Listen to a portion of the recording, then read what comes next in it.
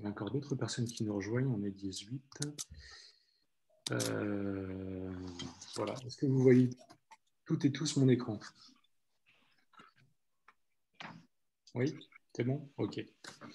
Voilà, bienvenue aux dernières personnes qui sont arrivées. Je vais vous présenter les différentes propositions pour le déroulé de la réunion. On devrait finir à 18h30 si tout va bien. Et on va tout de suite commencer avec les intentions de la réunion. Les intentions qu'on vous partage, Habitat Lille et Écoquartier Strasbourg, c'est pouvoir vous présenter, vous expliquer un peu mieux les projets d'habitat participatif en location sociale, leurs particularités, leur diversité également, et avec un accent qui est donné un peu plus sur le côté également démarche à suivre dans le cadre de la location sociale, puisqu'on est dans le cadre de dispositifs qui sont aussi encadrés administrativement parlant, et c'était l'occasion de pouvoir répondre à toutes vos questions en la matière.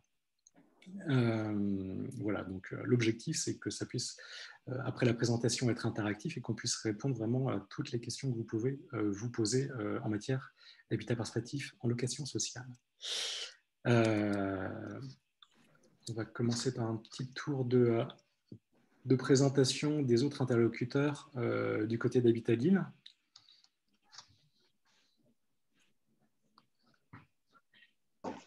Bonjour à tous, donc Maxime Penrad, chargé d'opération. Donc, je m'occupe du suivi de chantier au sein d'Habitat Lille, et notamment du suivi de l'opération Le Bourri à Oswald qu'on va voir plus tard. Bonjour, donc Véronique Attemer, donc référente service attribution. Avec une équipe composée de 3 personnes, donc nous vous accompagnerons dans la constitution de vos demandes de logement, donc pour les personnes qui souhaiteraient se porter candidat pour un logement au sein de la résidence. Merci Véronique, merci Maxime.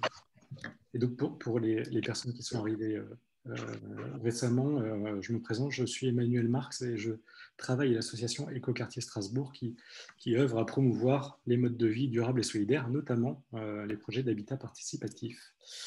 Alors j'ai juste une petite info pour, je ne sais pas s'il y a Émilie qui est derrière son écran, si tu peux suivre éventuellement l'onglet conversation, s'il y a éventuellement des questions qui passent par ce biais-là, parce que moi je ne le vois pas. Donc, un petit message. Merci, Émilie. Après ce petit tour de présentation, voilà, l'habitat participatif, en 2 mots ou presque, rapidement pour vous partager qu'est-ce qu'on met derrière le terme habitat participatif. On utilise parfois d'autres termes, historiquement, le cohabitat. Ah, je m'excuse. Je suis allé super vite en besogne. J'avais prévu un petit tour de présentation pour les personnes autour de... parce que c'est dommage quand même, on ne va peut-être pas faire un tour de cercle avec tous les participants, mais je vous propose quand même, pour connaître un petit peu toutes les personnes autour, enfin derrière leur écran, avant de rentrer plus dans le détail, de vous partager un petit sondage pour pouvoir connaître un petit peu plus dans quel état d'esprit vous venez à cette rencontre. C'est la première question. Savoir si vous avez déjà entendu parler d'habitat participatif. C'est intéressant pour nous de savoir avec quelle image vous venez, quelle connaissance. Savoir si vous si vous pensez être éligible aujourd'hui au logement locatif social, si vous avez déjà fait des démarches, si vous êtes déjà demandeur ou si vous pensez pouvoir l'être. Si vous êtes intéressé par rejoindre un habitat social et participatif à court terme, et aussi une question sur où est-ce que vous habitez actuellement. Est-ce que tout le monde voit le sondage? Ça fonctionne chez vous?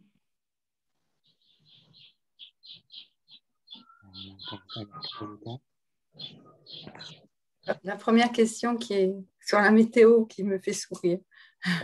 C'est votre météo personnelle. Hein. Ah, ok. Donc, j'aurais pu changer, mais ce n'est pas grave. Allez, vous êtes la moitié à avoir voté. C'est-à-dire, ça peut quand même être effectivement orageux. Voilà. Ça peut être effectivement. Ça peut le devenir, normalement. Vous êtes la moitié à avoir répondu. Encore 10 petites secondes pour que vous puissiez finir de répondre à votre message.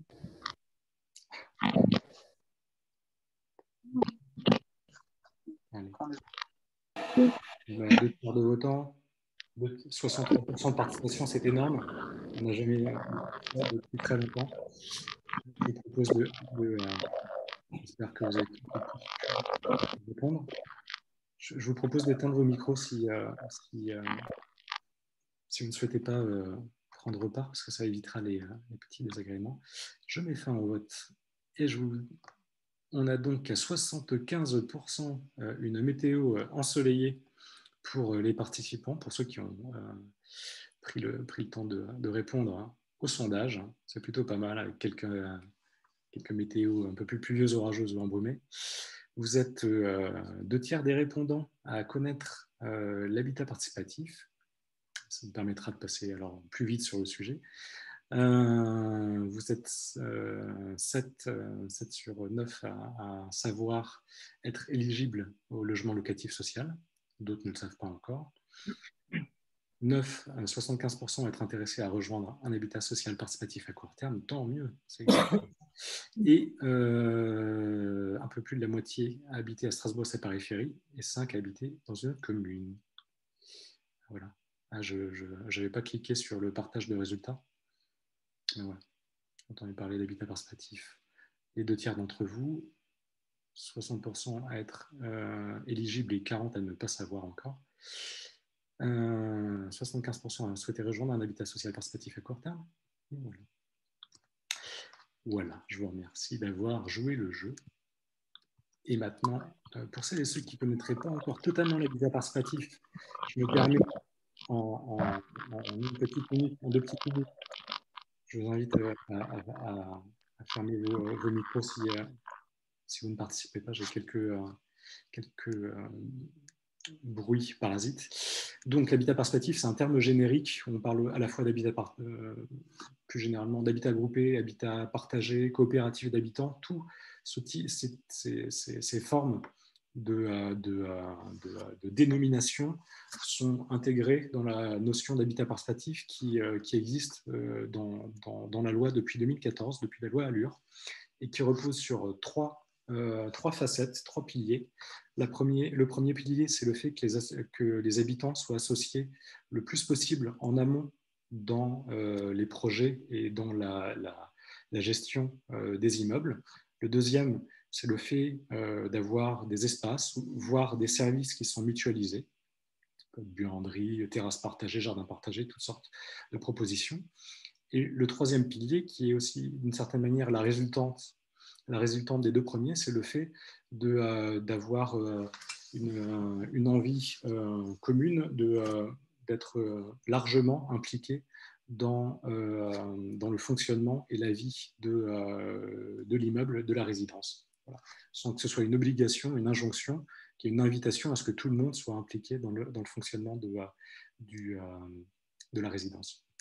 Et pour vous donner à voir un petit peu, derrière le vocable habitat participatif, il y a aussi une diversité de situations. C'est un peu une boussole qu'on vous partage là, une boussole avec d'un côté des projets avec une énorme part de liberté pour les habitants, mais une grande part, une faible part de sécurité en termes d'aboutissement, on va dire, dans des coûts et dans des délais maîtrisés. De l'autre côté, des projets qui ont une bien plus forte sécurité, qui sortent dans des délais et dans des coûts qui sont maîtrisés, mais par contre avec une marge de liberté des habitants qui est bien moindre. À droite, vous voyez les projets où il y a un maximum de liberté, une sécurité qui est moindre, c'est les projets en autopromotion, où les habitants jouent le rôle du promoteur immobilier. Soit ils font absolument tout de A à Z, soit ils le font accompagnés d'un accompagnateur, ce qu'on appelle l'autopromotion accompagnée. On a un grand projet à Strasbourg qui s'appelle Cahut à Cronenbourg, d'une 20aine de logements qui existent en autopromotion accompagnée. Ensuite, on a les projets qu'on appelle en coproduction, avec des groupes d'habitants qui se sont formés avec le temps autour d'un projet souvent avec une forte connotation solidaire, mais qui ne veulent pas assurer tout le travail du promoteur immobilier. C'est trop lourd pour eux, c'est trop compliqué, où il n'y a pas assez de compétences, et donc ils vont solliciter des bailleurs, des promoteurs comme Habitat de Lille pour réaliser ces projets. On a 2 projets comme ça, notamment à Strasbourg. On parlera d'un d'entre eux, c'est Lieu commun. C'est un projet en habitat social participatif avec que du locatif social qui se situe aux Poteries, où le groupe d'habitants s'est formé en amont et a travaillé avec Habitat de Lille pour réaliser, pour aboutir son projet. Il y a un autre projet en gestation qui est Cocon 3S, c'est pour des seniors solo solidaires. C'est 9 studios pour des seniors du côté du Neudorf qui est en train de se concevoir. Où là, donc, le groupe préexiste et c'est le bailleur qui va aider le groupe à réaliser son projet. Et ensuite, des projets avec un peu moins de marge de liberté, mais avec un calendrier et un coût de sortie qui est très encadré. C'est les projets plus en co-conception.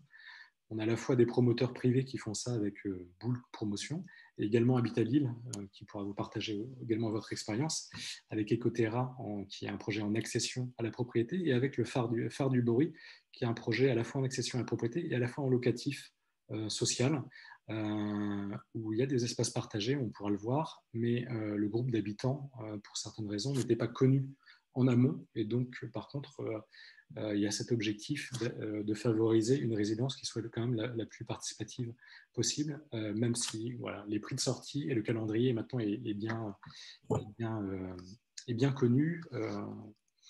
Vous avez là une sorte d'éventail de tout ce qui peut se faire en matière d'habitat participatif, du plus libre et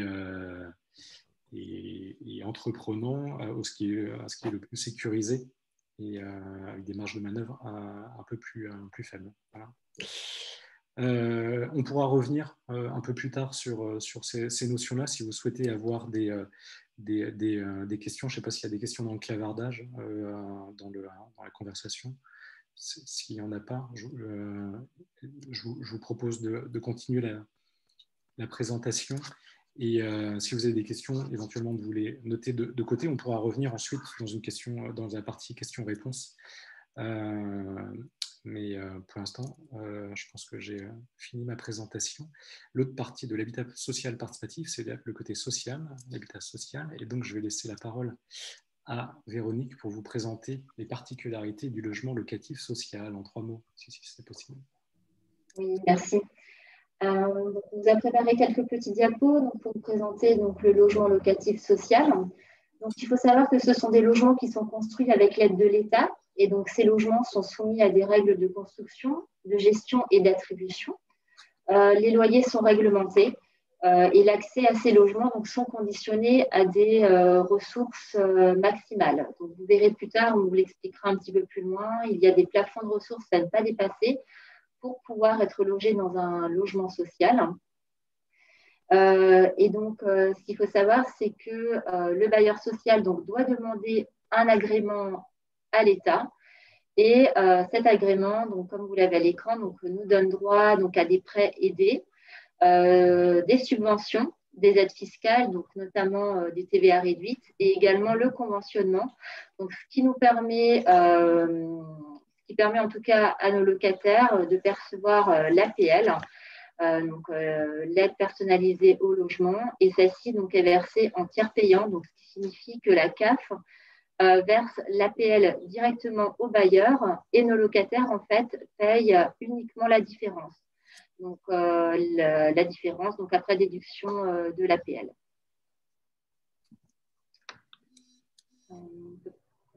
Ce qu'il faut savoir, c'est qu'il y a 4 types de produits qui sont proposés en logement social.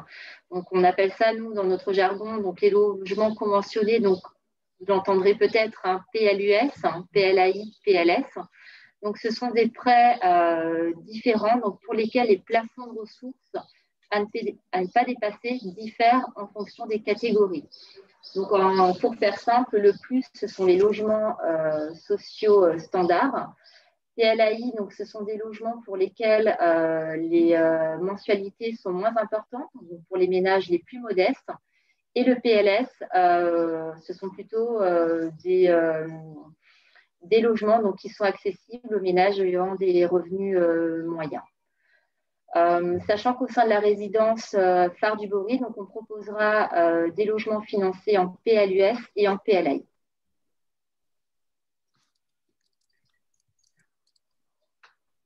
Alors, là, on vous a mis un petit tableau, mais ça, on verra les situations individuellement avec chacun. Donc, il faut savoir que le plafond de ressources donc, diffère en fonction du financement et du conventionnement, mais également en fonction de la catégorie familiale. Donc, pour une personne seule, vous aurez un plafond de ressources qui diffère d'un ménage composé de 2 personnes, 3 personnes, 4 personnes. Et plus le ménage est nombreux, on va dire, plus vous avez de personnes au sein du ménage, plus le plafond de ressources va augmenter. Et peut-être important, oui, je ne l'ai pas précisé, il faut savoir que pour veiller à l'éligibilité, donc on se base sur l'avis d'imposition N-2. Donc pour l'année 2021, on prendra en compte votre avis d'imposition 2019 que vous avez donc concernant les revenus déclarés en 2019. Merci Véronique. On vous propose, pour rendre un peu la présentation plus humaine, de vous partager le témoignage de 2 habitants de lieux communs qui ont bien voulu jouer le jeu de se filmer pour parler, pour décrire leur expérience dans le projet lieux communs. Alors, attendez, je vais essayer de repartager mon écran. Tac. Tac. Est-ce que vous voyez mon écran? C'est bon? Allez, je vais essayer le partage. Non. Bonjour.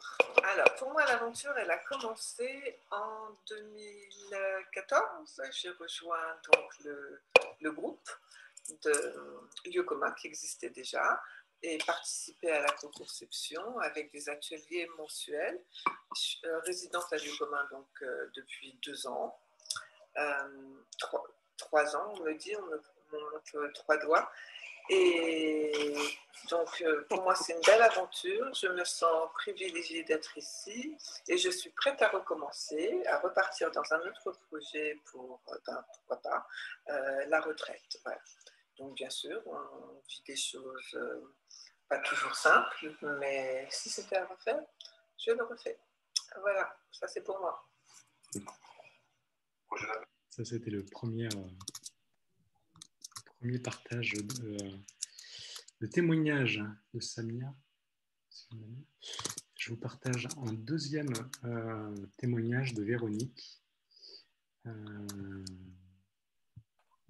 que je lance tout de suite. Je repartage mon écran.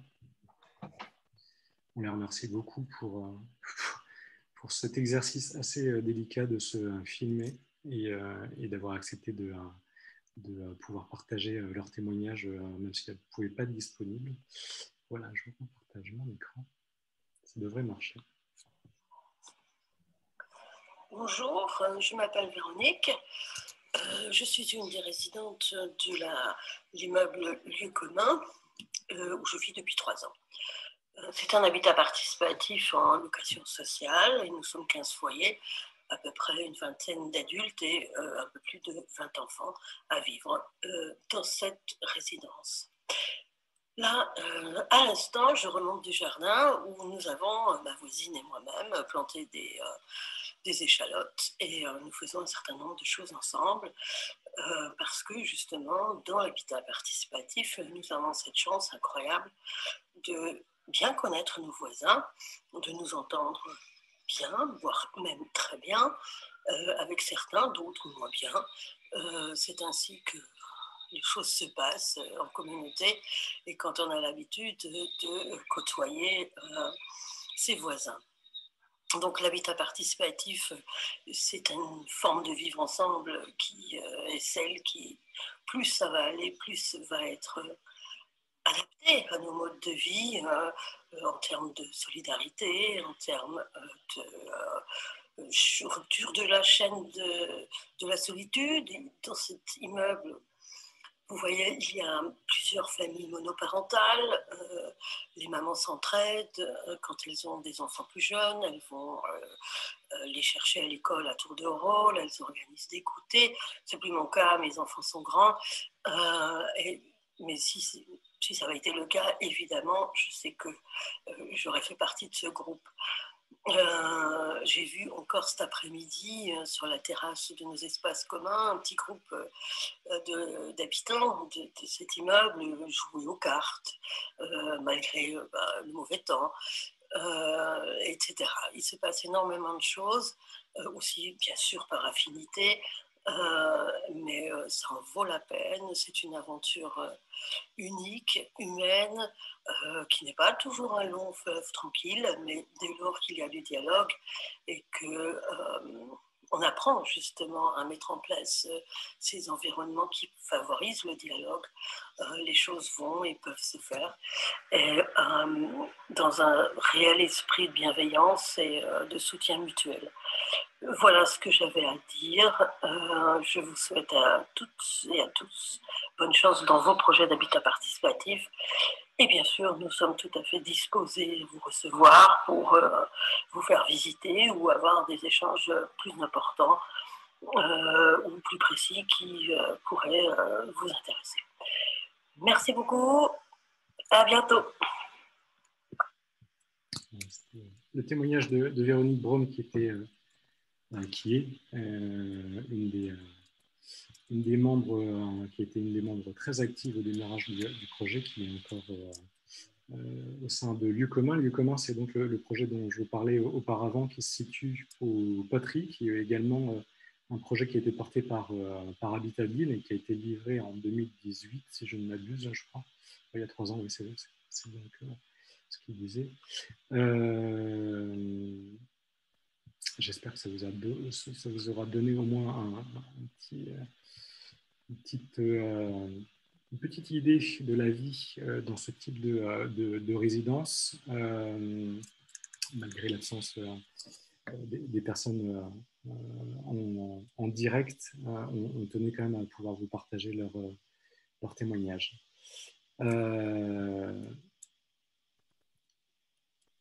On va faire un petit zoom sur une opportunité, un projet d'habitat participatif particulier, Phare du Bory, qui sera livré en début d'année prochaine.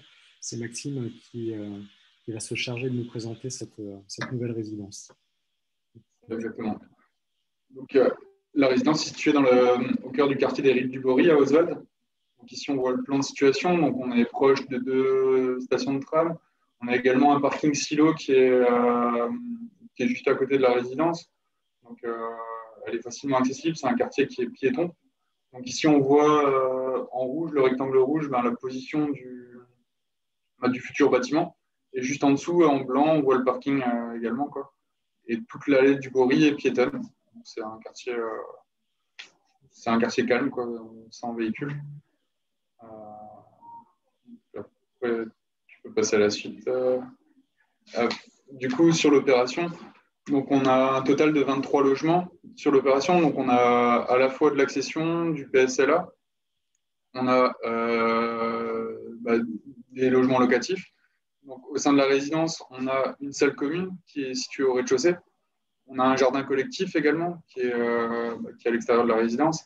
Et on a une terrasse partagée qui est située au 4e étage. Donc, on peut voir une petite perspective qui représente la salle commune, la terrasse partagée, du 4e étage.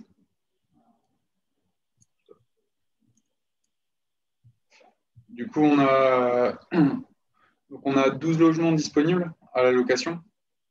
Donc, on a 6 T3 et 6 T4. Donc, ici, vous pouvez voir un exemple de plan qui indique comment sont faits les logements T4. C'est un plan schématique.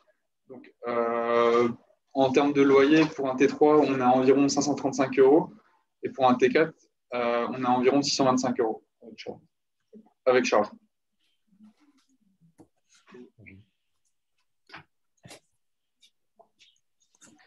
Là, on a quelques photos de chantier. Là, le chantier actuellement, la grue est démontée. et on est au stade fin de plâtrerie, pardon. Et comme l'a dit Emmanuel, le bâtiment sera livré en début d'année prochaine, donc au premier trimestre 2022.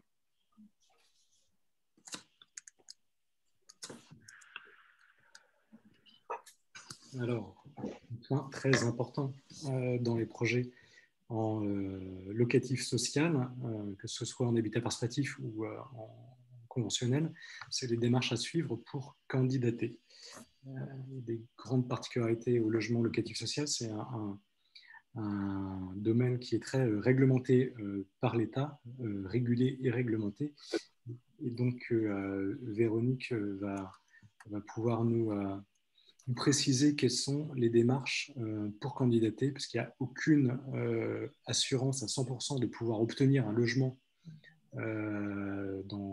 dans ce projet, puisqu'il y a toute une série de conditions d'équité et d'égalité devant la demande d'attribution d'un logement social. Véronique, tu vas pouvoir préciser.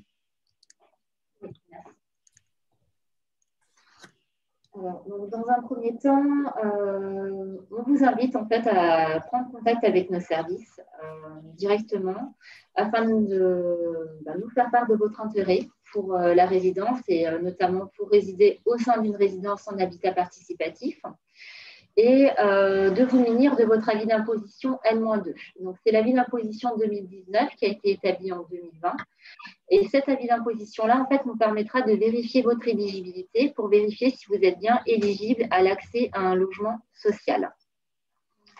Et suite à ça, en fait, nos services prendront contact avec vous.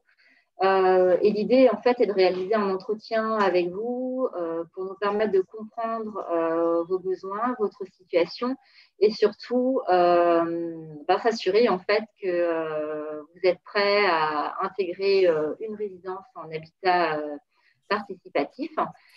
Et ce qu'il faut savoir, c'est que pour pouvoir candidater, il est impératif d'avoir une demande de logement social. C'est un formulaire CERFA qui est partagé par l'ensemble des bailleurs sur le territoire national. Et donc, ce formulaire pourra vous être transmis par la suite si vous souhaitez déposer une candidature pour un logement au sein de la résidence. Et donc ensuite, comme vous l'a dit Emmanuel, c'est très réglementé. Donc, c'est une commission d'attribution de logement qui procédera à l'attribution des logements de la résidence.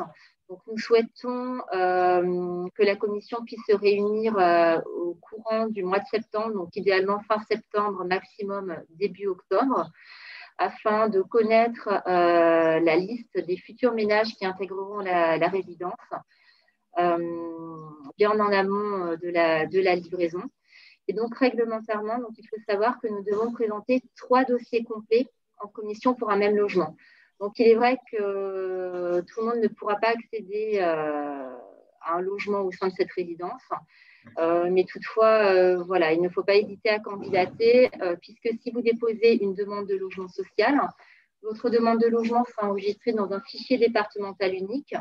Et il faut savoir que les autres bailleurs auront également accès à votre demande de logement. Donc, c'est toujours bien d'avoir une demande de logement enregistrée. Alors, on vous a mis un petit parcours, le parcours de ma demande de logement. Donc, la première étape, c'est de déposer une demande de logement. Suite à cela, dès lors que le dossier est enregistré, vous allez réceptionner une attestation d'enregistrement. Et il vous appartient en fait de mettre à jour régulièrement votre demande de logement afin de permettre aux différents bailleurs d'étudier votre demande de logement. Et dès lors qu'un logement est identifié et donc il peut correspondre à vos besoins, le bailleur prendra attache avec vous afin de présenter votre dossier en commission d'attribution de logement. Et dès lors qu'un logement vous est proposé, vous avez 2 solutions. Donc, l'idéal, c'est d'accepter la proposition de logement qui vous sera faite. Et suite à cela, nous vous proposerons de signer un bail et on fixera ensemble un état des lieux d'entrée. Toutefois, vous avez la possibilité de refuser une proposition de logement faite par un bailleur La demande de logement suivra son cours. Elle restera enregistrée dans le fichier départemental unique jusqu'à ce que vous obteniez une attribution de logement ou que vous nous fassiez part de votre souhait de supprimer votre demande de logement. Merci, Véronique. Comme vous le voyez, c'est dans l'habitat social et participatif, on a la possibilité d'être à la fois soumis aux règles auxquelles sont soumis tous les habitats sociaux en locatif en France, et en même temps, on cherche le plus possible à inviter les personnes qui ont une appétence, une envie d'être dans une résidence plus vivante, plus harmonieuse, où le partage est plus important, de pouvoir les inviter à candidater à ce type de résidence, mais sans la possibilité de leur garantir l'obtention d'un logement. Voilà, j'espère qu'on a réussi à pouvoir clarifier ce point-là, qui est un petit peu une forme de paradoxe de l'habitat social participatif. Il est conçu avec les règles, mais on cherche le plus possible à faire en sorte que les personnes qui sont les mieux disposées à vouloir habiter dans l'habitat participatif puissent y candidater. J'ai retrouvé l'onglet Converser. Est-ce qu'il y aurait des questions de clarification ou des réactions, d'autres types de réactions? Est-ce que déjà on a été assez clair sur le sujet, j'espère?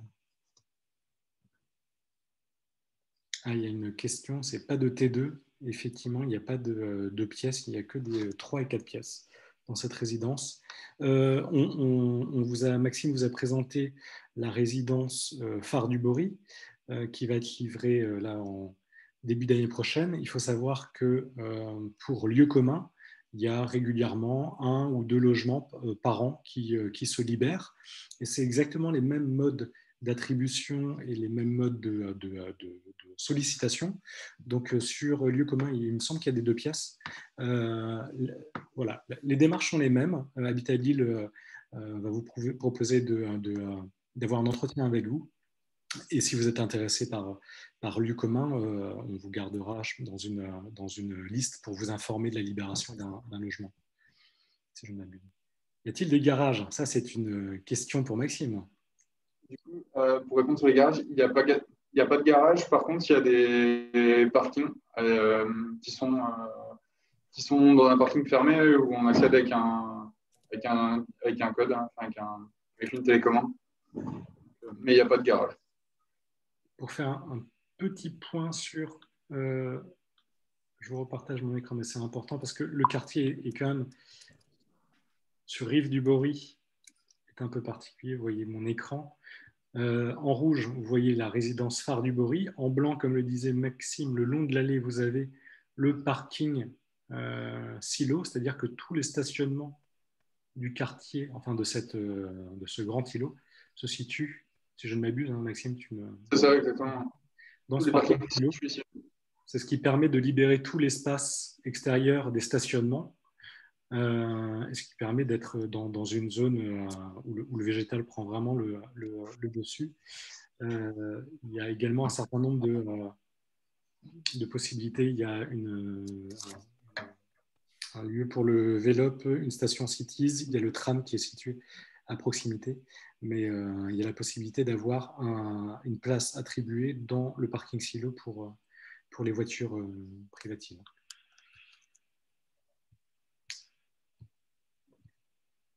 Pour répondre à la question sur les places de parking, donc il sera possible de prendre une place de parking en location qui sera une place attitrée, une place privée.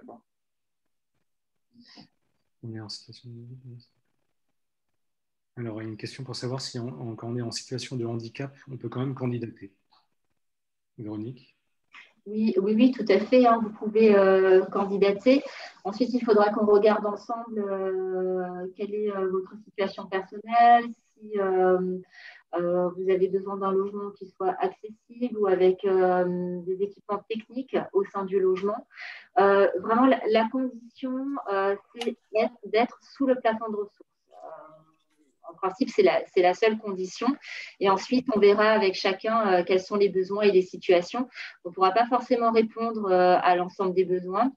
Il faudra qu'on regarde en fonction de la construction du bâtiment si on pourra répondre à vos besoins. Mais Maxime me confirme qu'on a bien un ascenseur au sein de la résidence. Il y a un ascenseur au sein de la résidence qui permet pour accéder à tous les étages. Il n'y a pas forcément besoin d'aménagement. D'accord, ok. Merci. Excusez-moi, oui, en fait, j'avais la question, mais je crois que elle n'est pas arrivée dans la discussion. C'était quand on a une demande déjà d'enregistrer de logement locatif social, comment est-ce qu'on peut vous joindre ou comment est-ce qu'on peut diriger la demande vers cette habitation participative, en fait? Parce que c'est quand même plus particulier et voilà, comment est-ce qu'on peut arriver à déposer une demande plus précise? Alors, on va vous le mettre. Alors là, en fait, au point numéro 1, vous avez notre adresse mail demande de logement@habitalille.fr. Donc, n'hésitez pas à nous envoyer un mail à cette adresse pour qu'on revienne vers vous. Naturellement, si vous avez déjà une demande de logement active, on étudiera la demande de logement existante. Vous n'aurez pas besoin de redéposer un nouveau dossier. Toutefois, il faudra tout de même qu'on échange ensemble. Oui, c'est sûr. Oui. Mais justement, mon intérêt, c'est vraiment vers cet habitat participatif parce qu'il y a tout le côté social que je trouve très intéressant et écologique aussi. Donc, voilà, je suis motivée par ça, disons. Voilà. Merci. Il y avait une question sur est-ce que les habitants bénéficieront d'une place de stationnement dans le silo actuel. Maxime, est-ce que tu connais les modalités pour obtenir une place de stationnement dans le parking silo? Ce sera suivant la forme d'un bail qui sera signé pour. Vous faites la demande de place de parking. Et derrière, il y a un bail qui est signé et puis on vous donne une place de parking. Vous louez du coup, en plus de l'appartement, une place de parking qui est située dans le parking silo actuel. Effectivement. Je ne sais pas si j'ai été clair, mais. Oui, c'est une location, a priori, via un bail. C'est ça. Ok. Avez-vous d'autres projets suite à celui-ci? D'autres projets en locatif social? Dans les cartons pour Habitat-Lille, il y a le projet Cocon 3S qui est du locatif social pour personnes, pour retraités habitant seuls, qui se situera au Neudorf normalement, mais qui est prévu pour... voilà, le chantier n'a pas encore commencé, le permis de construire vient d'être déposé, donc ce n'est pas avant 2 ans au moins. Et si vous êtes intéressé, je vous invite à regarder, à contacter l'association Cocon 3S Alsace. Mais c'est vraiment plutôt réservé, c'est destiné à un public senior. Et c'est uniquement des studios ou des T1 bis. Modalité des accès aux services communs, espaces partagés. Les modalités d'accès aux services communs. La résidence Phare du Bruit sera une copropriété puisqu'il y aura à moitié des logements en accession à la propriété et l'autre moitié en locatif social. Donc les règles vont s'inventer avec la mise en place de la copropriété.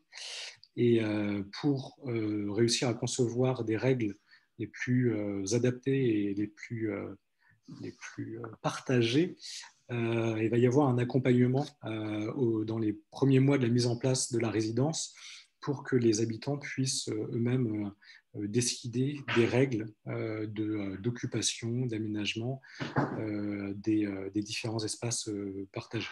Donc, les modalités d'accès ne sont pas encore définies à l'avance. Elles le seront dans les premiers mois et elles pourront s'ajuster avec le temps dans le cadre du fonctionnement de la copropriété, mais où les locataires auront également le plus possible, on va faire en sorte la possibilité de contribuer à la réflexion sur les bonnes règles d'usage. J'espère avoir répondu à la question. Je regarde s'il y a d'autres questions. Comment l'habitat participatif s'inscrira dans l'écoquartier qui a aussi des jardins partagés, une association d'habitants, des temps de vie partagés? C'est une question. D'expérience, pour le connaître sur l'écoquartier Danube, les projets d'habitat participatif contribuent en général. Les personnes qui habitent dans des projets d'habitat participatif ont généralement une prédisposition ensuite pour aider, contribuer, participer à d'autres projets de mutualisation ou de partage. Donc en général, c'est plutôt des publics qui vont être facilitants, qui vont plutôt voir des complémentarités avec les projets de jardins partagés, de compostage ou d'autres associations. Ça, c'est tiré de l'expérience, en tout cas, des d'écoquartiers Danube, à ma connaissance. Ça apporte un premier niveau de réponse. Bonsoir. Bonsoir. Alors moi, j'avais une question. Actuellement, j'habite à Königshofen et ce que je voulais savoir, c'est si on postulait forcément pour le projet Oswald. Étant donné que ma fille vient d'être affectée dans son collège et il me semble que le projet est magnifique en soi. Franchement, tout a l'air abordable. Je serais plus d'avis pour postuler. Néanmoins, je pense également à l'avenir de mes enfants et elle vient d'être affectée au collège Kléber, donc c'est pas très très proche d'Oswald. En termes d'autonomie, en sixième, je trouve que c'est un peu précoce pour les laisser en pleine aventure. Donc, du coup, je voulais savoir si forcément, si on postulait, on s'engageait à ce bâtiment-là ou est-ce qu'on avait d'autres opportunités, éventuellement, d'autres projets, d'autres... Je sais qu'il y avait un projet porte des Romains, mais je crois que vous ne faites pas partie à Königshofen, porte des Romains, mais je crois que vous ne faites pas partie du projet, c'est ça? Ou c'est pas le même principe? Non, le projet Porte des Romains, c'était un projet en accession à la propriété et oui, voilà. porté par un autre opérateur. C'est vrai que là, on a Habitat-Ville qui présente un projet. Pour l'heure, à Königshofen, on n'a pas connaissance. Il y aura d'autres projets d'habitat participatif qui devraient voir le jour dans les prochaines années. Ce qui est rare, c'est quand même des projets en habitat participatif avec une offre en locatif social aussi importante. C'est quand même, jusqu'à aujourd'hui, c'est pas la majorité à Strasbourg, mais il y aura certainement d'autres opportunités dans les prochaines années. Après, les projets d'habitat participatif mettent au moins 4 ans à se former. Là, il y a l'occasion, effectivement, avec Phare du Bory, d'arriver très proche de la mise en place de la résidence. Donc, la temporalité est très courte. C'est généralement pas moins le cas sur les autres projets d'habitat participatif. C'est la ligne B qui va d'Oswald directement jusqu'à Kléber, hein, pour info. C'est loin, je suis d'accord, pour un enfant de 11 ans, mais c'est la même ligne de tram. Ça serait la même ligne de tram jusqu'au collège? De mémoire, c'est la ligne B qui ensuite va vers Eunheim, donc c'est celle qui passe place de Bordeaux. Ouais. Ah, alors ça se discute. Ça doit bien mettre 25 minutes, mais c'est direct. D'accord. D'accord. Ok, très bien. Merci beaucoup en tout cas. Question. Une question, pourriez-vous en dire plus sur l'association des locataires? Merci. 35 minutes, me dit Audrey de l'association des habitants, de 35 minutes pour rejoindre la place de Bordeaux en direct. L'association des locataires alors, il y a deux associations. Il y a deux associations. Il y a l'association des habitants de l'écoquartier, auquel Audrey, qui participe à la réunion, peut nous faire une courte présentation, peut-être. Et après, il y a l'association des locataires au sein de la résidence Phare du Bory.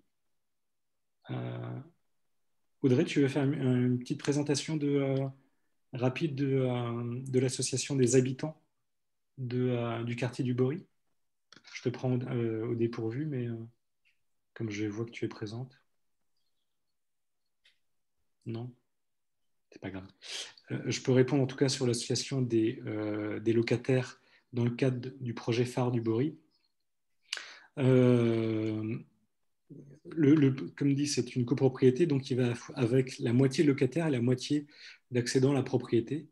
Il va falloir constituer des instances pour gérer ensemble les espaces partagés. Est-ce que ça passera par une association à proprement parler, formellement une association juridique ou pas? Il n'y a pas d'obligation, ça peut être un plus, notamment pour bénéficier de ressources financières, si vous avez des projets ou si vous avez d'autres utilisateurs des espaces partagés. C'est quelque chose qu'on va concevoir dans la première année d'occupation de la résidence avec l'ensemble des locataires et des propriétaires. L'objectif, c'est vraiment de mettre en place les rencontres et l'organisation collective qui est la plus adaptée, c'est-à-dire qui est la plus efficace, qui consomme le moins d'énergie et qui en même temps apporte les meilleures conditions de dialogue entre tous les habitants. Donc ce n'est pas une réponse précise parce que la réponse, elle va se construire avec les personnes qui feront partie qui habiteront la résidence. J'espère avoir quand même apporté quelques éléments de réponse pour y voir clair.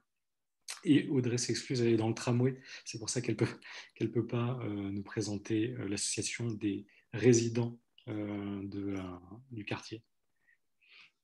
Et encore quelques dernières questions. Bonsoir, y aura-t-il des appartements accessibles aux handicapés moteurs, fauteuil roulant? Ça, c'est Maxime qui peut peut-être y répondre. Justement, oui, ce qu'on disait, il y a un ascenseur au sein de la résidence donc, qui permet d'accéder aux différents logements et les logements sont adaptés, répondent aux normes PMR.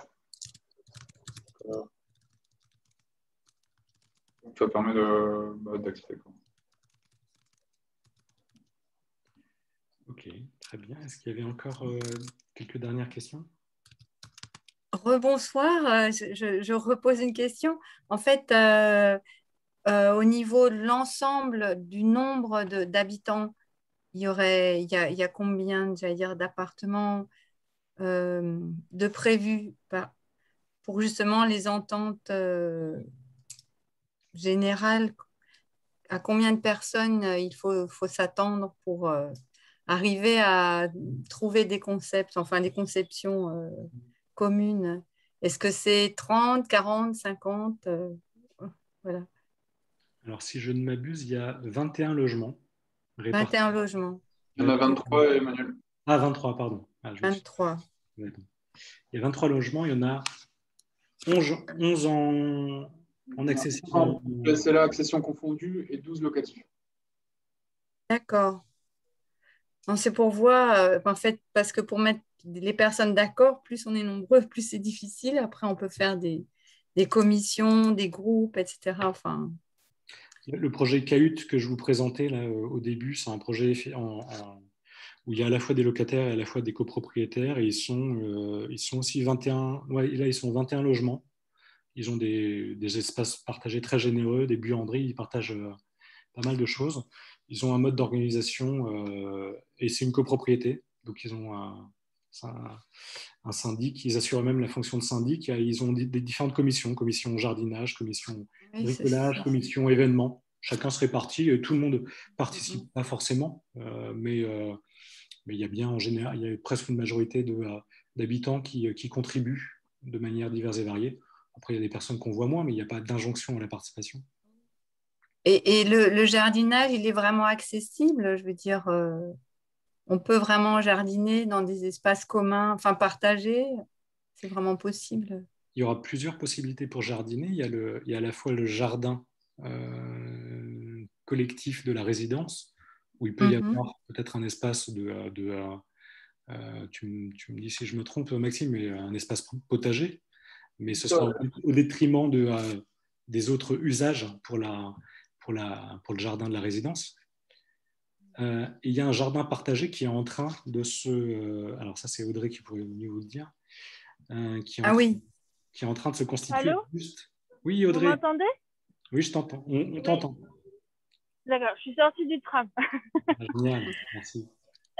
Oui, par rapport à ce jardin, effectivement, il y en a déjà un à l'autre bout du quartier qui est monté depuis 3 ans maintenant. Et là, il y en a un qui est en train de se constituer au niveau donc de l'îlot où se trouve la future résidence. Et peut-être au détriment, si c'est au détriment d'une zone, j'allais dire, végétale, vous pourriez faire autre chose dans la résidence. Peut-être que ça ne sera pas utile d'en avoir du coup un troisième. Il faudra peut-être qu'on en rediscute pour que vous puissiez faire de cet espace autre chose. Parce que voilà, pour monter des jardins partagés, il faut qu'il y ait des gens motivés, qui connaissent, qui suivent régulièrement. Voilà, vous avez entendu dans le reportage, il faut aller planter à certains moments.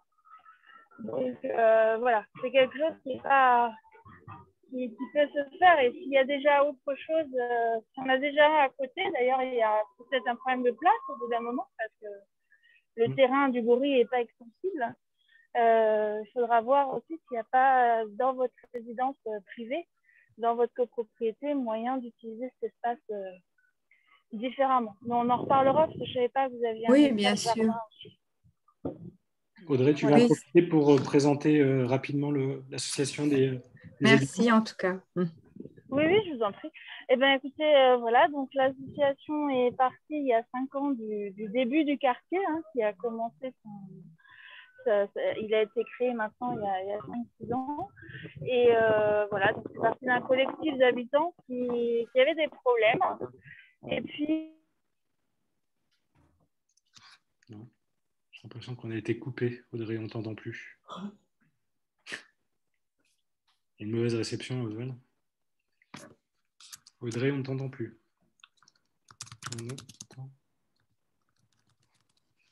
Ok.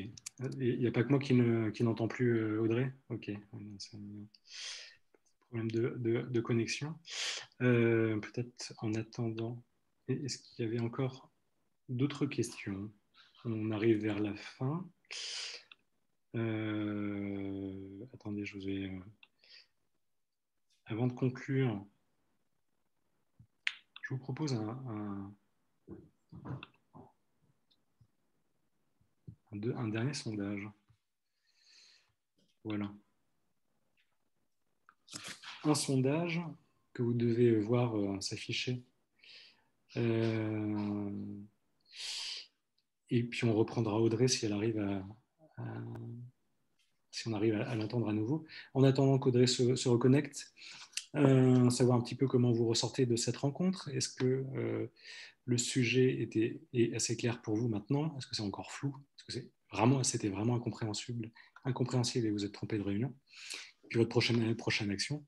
Est-ce que vous demandez à être contacté par Habitat Lille pour préciser votre situation? Notez bien l'adresse mail pour être recontacté par Habitat Lille, c'est demande de logement en attaché @habitatlille aussi en attaché.fr. On pourra vous... Je vais le mettre d'ailleurs dans le clavardage peut-être. De logement habitat de Lille. Si je ne me suis pas trompé, vous l'avez dans le clavardage. Et votre prochaine action, vous allez vous prendre un peu plus de temps pour mieux découvrir les différents projets d'habitat participatif, ou vous allez prendre un Doliprane et éviter de remettre la tête dans des projets aussi complexes. Alors, vous êtes, allez, 11, et 2/3 à avoir répondu. Je vous propose d'arrêter le vote et de vous le partager. Eh bien, le sujet est assez clair pour 9 participants sur 10. C'est déjà des bonnes statistiques. Et 7 d'entre vous vont demander à être recontactés par Habitat de Lille et 4 vont prendre un peu plus de temps pour regarder les autres différents projets d'habitat participatif. Je vous invite également... Bah, ça a coupé. Allô? On t'entend à nouveau. Ah, excusez-moi. C'est pas grave. Je ne sais pas à quel moment ça a coupé, du coup. Il y a un certain temps, Audrey. D'accord. On va conclure. On remercie vraiment toutes les personnes qui ont pu contribuer à cette présentation. On remercie toutes et tous d'avoir